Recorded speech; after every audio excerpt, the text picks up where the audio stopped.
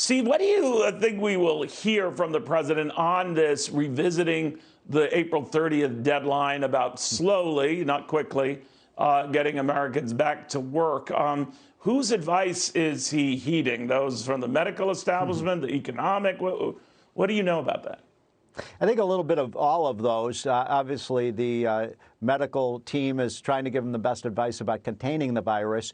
But you know me, I've been saying this for a long time, and I know there are a lot in the White House who agree with me that we got to get the economy up and running quickly because we don't want to see more reports like we saw this week with 6 million people signing up for unemployment benefits. So, look, I was very heartened by what I just heard from Blake Berman. Those are really positive things, that they think they can get some of the economy opened up by May 1st, that we may have flattened out this curve a little bit. You're seeing that, by the way, reflected in the markets, Neil. My take on this is when you look at what's happening with the fluctuation in the market, I would say that about 80% of the fluctuation in the stock market right now is based on what the Johns Hopkins reports are telling us about the progress with respect to fighting this virus. So we got to get the economy reopened, obviously, but we have to do it in a very health-conscious way. No, I think you're dead on right about that. In fact, I'd put it at 95% really hinges on any news we get on the path of the virus. But having said that, Steve, I mean, the president will be leading off this briefing today, and there's been some criticism from those in the Wall Street Journal that he tends to make it about himself, and he stays too long, starts getting in fights with reporters. The Wall Street Journal cited that. The president then ripped the Wall Street Journal as fake news. Do you, out of curiosity, you're a very rational, seasoned business guy. Do you think the Wall Street Journal is fake news?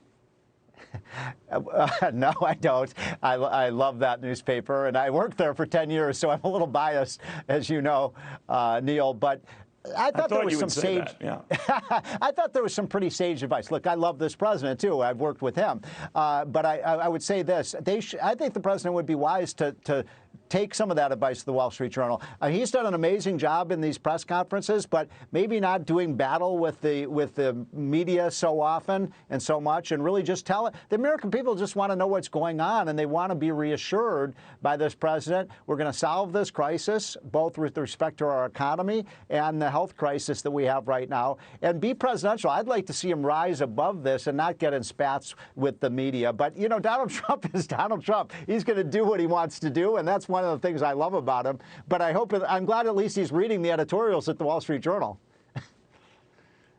They're very good editorials, right? He did say that the Journal always forgets to mention that the ratings for the White House press briefings are through the roof and is the only way for me to escape the fake news and get my points across.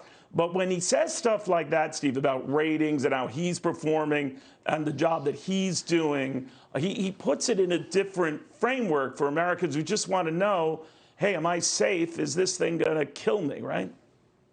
I think there's something to that. Again, who am I to give advice to this president who's one of the great he's a great political mind as well as an economic leader for our country.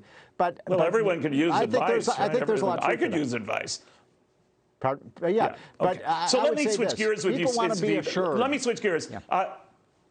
Absolutely. I think you're right. And I didn't want to put you on the spot, but I just wanted to get your thoughts. So let me step back from this. And what will happen now if people like Dr. Fauci say the virus will decide this issue? In other words, how quickly we reopen or get back to business as usual, as you stress, it's going to be a little difficult to go back to where we were, maybe in that direction. But Dr. Fauci seemed to say that when all is said and done, it's the virus and its progression or slower progression that's going to decide it. Is the biggest criteria that you know of, Steve, the fact that the cases have to decline for a significant period of time? Some mention this 14-day figure before we even entertain easing up.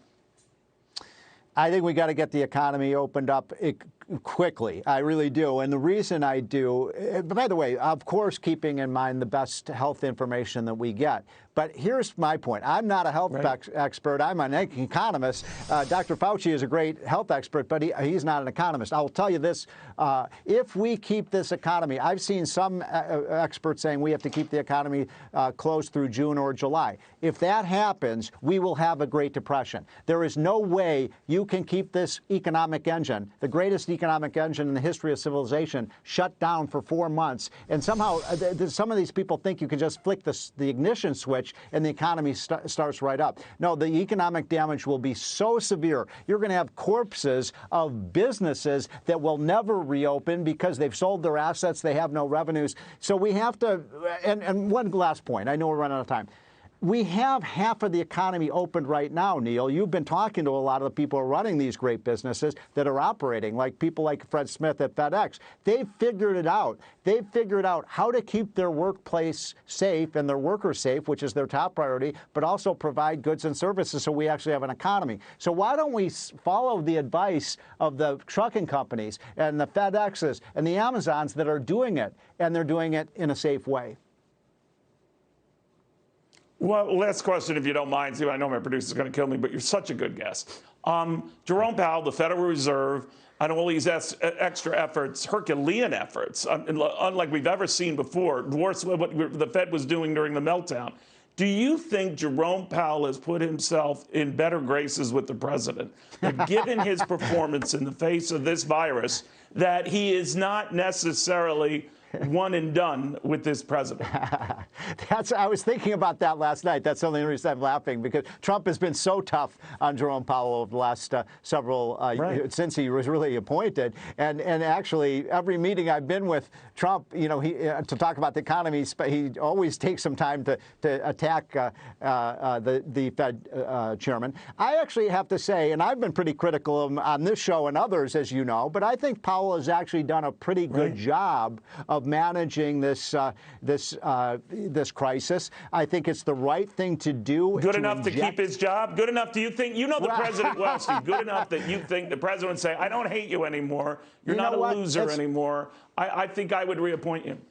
Here is the answer to that question. If we come out of this, and we come out of it like we all want to see, with a V-shaped recovery, with the economy back in good shape by the fall, and we're not even 9 months from now talking about coronavirus, yes, I think Jerome Powell will deserve to be reappointed. But I'm very nervous, last point, very nervous about the Fed picking winners and losers in the economy right now, Neil. We can't have them say, we're going to bail out this company and not that company. And that makes me a little bit nervous. But on balance, I'm going to give him an A- grade for what he's done in this crisis. All right. You needn't worry about it. It looks like we're bailing out everybody the way we're going. But we'll see what happens. Steve Moore, always a pleasure. Thank you, my friend. Thanks, Neil.